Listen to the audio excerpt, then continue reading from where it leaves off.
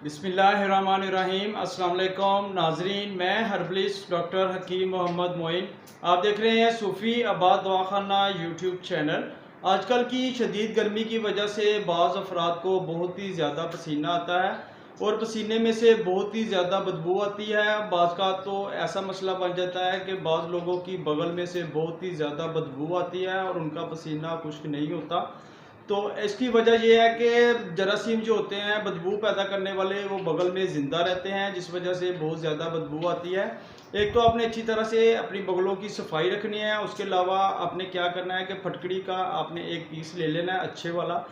तो फटकड़ी का एक पीस ले लें और उसके जो कोने हैं वो आप अच्छी तरह से किसी भी चीज़ की मदद से रगड़ लें ताकि वो गोल हो जाए और आपको चुभे नहीं।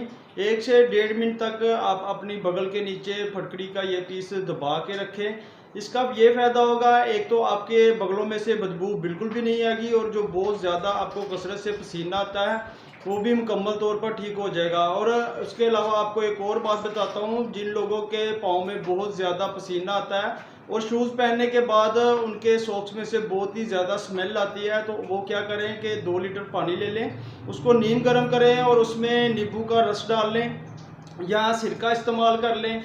तो सुबह शाम तकरीबन 1 से 1.5 मिनट तक या 5 मिनट तक आप ये अमल करें, अपने पाँव धोएं।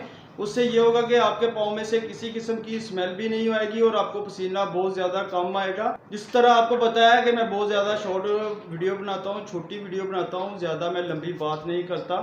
अगर वीडियो आपको पसंद आई है तो वीडियो को लाइक ज़रूर किया करें और कमेंट में मुझे आप ज़रूर बताया करें।